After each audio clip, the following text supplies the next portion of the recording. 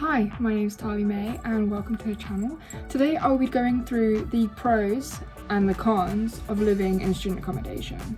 So let's get into it. So I have all of it written down here. I've got plenty to go through. So some context, I'm in my third year now. I've lived in student accommodation for 2 years and I have experienced all of it. I've experienced a busy flat, I've experienced a quiet flat, I've experienced loads of different problems and some good things, some bad things, and I'm going to give you a rundown so that when you go into university and you experience them, you are prepared on what to do. So obviously, shit sandwich, I'm going to go through the pros and then we'll go through the cons. Keep it light and then you can end on the shit. I don't know. So pros.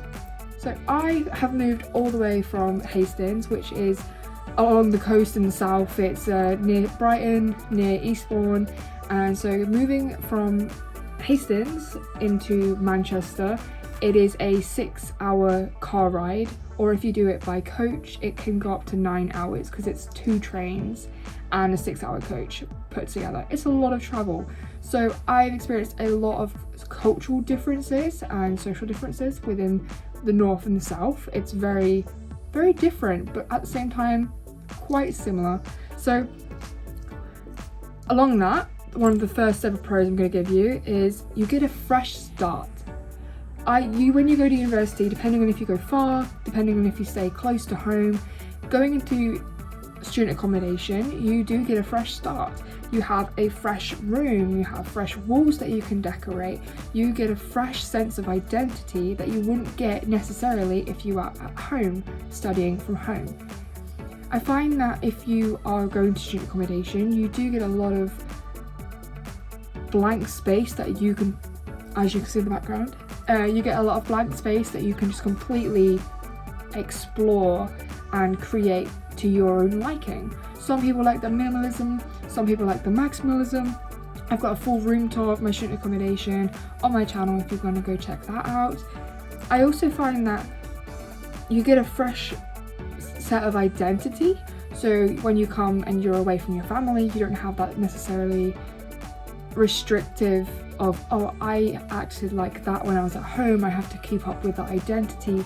You're allowed to be free. You don't have to have a cape or a mask or restriction in who you are. You can fully just create your own persona of who you want to be because you have that free will within your own room, within your own environment. Going into a new degree, you're going to be going into your new future. You're not necessarily staying as who you were when you did your, say, A-levels or BTEC degree. Another pro is you have no chores to do at home. So this is talking about when you were at home and say you're living at home. You don't have to babysit, you don't have to do your family's dishes, but you do still have to do your own laundry, and there is usually on-site laundrettes and on-site tumble dryers. You get vending machines, there's usually common rooms. Another pro is your own sleep schedule. You're no longer stared at by your parents saying, oh, it's getting a bit late, so you're not going to bed now. No, you can now go to bed whenever you like, you have that free will. But I would keep in mind that you do have lessons and lectures at 9 AM a lot of the time, or sometimes they are earlier. Most times you might have a school trip.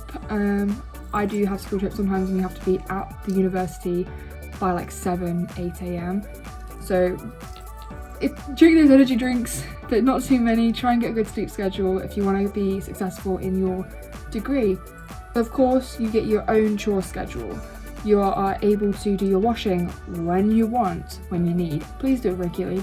You are able to wash your dishes when you want. You could eat and then put them to the side and then wash them later. Like, you don't have to wash them straight away. You can have your laundry and you can have a set laundry day. You're not told, oh, I'm doing the washing today, you have to give me your washing, and you've got nothing to give. Anyway, free time is me time. So being at university, you get quite a bit of free time.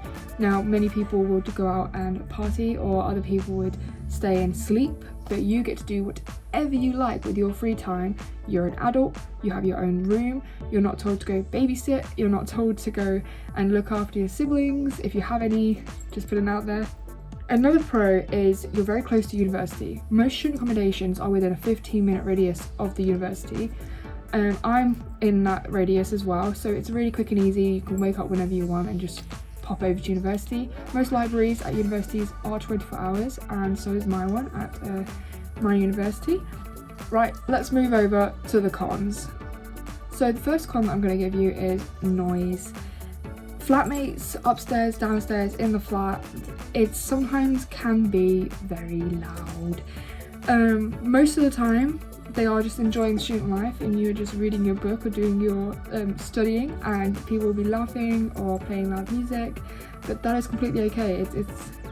I get sound defending headphones, I play my own music.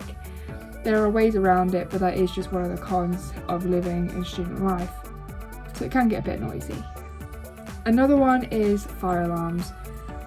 I've had it many times, considering I've been here for 2 years already. I've had fire alarms at 7 a.m, I've had fire alarms at 4 a.m, I've had fire alarms literally anytime. You'd be about to fall asleep and there it goes. And then you have to go outside. It's a fire alarm, it's not a drill, you have to go outside. And most of the time you do just smell burnt toast, and there is just someone's burnt some toast, set off a fire alarm, and you have to go outside in your pajamas. Another con can be sharing kitchens. So there are shared kitchens, there are shared bathrooms, depending on which accommodation you go for. Depends on if you have to share a kitchen or a bathroom or both. I share both, and there are precautions that I use to stay hygienic, like wearing flip-flops in the shower or sliders in the shower, whichever one you want to do.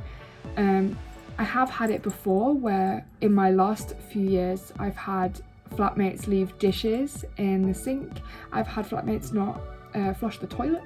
That's not very good, is it?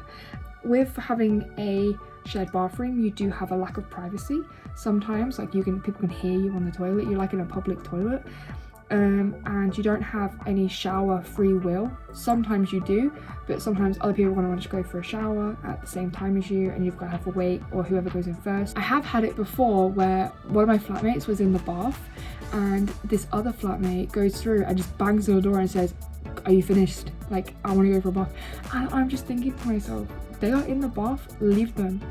I've had it before where I've gone for a shower, and halfway through the shower one of the flatmates has gone into the bathroom and gone for a bath, but as they're running the bath, the tap is making my shower cold, so I had to finish my shower in the cold water while they were running their hot bath. Another thing that I could consider a con is peer pressure. Now, many people will go to university and think student life, you get free entry to clubs, you get to go to where they've got a UV rave. That sounds cool, but many people would find that exciting and go for it, but then being in student accommodation, you might feel peer pressured into going to those events, which you might not necessarily want to go to.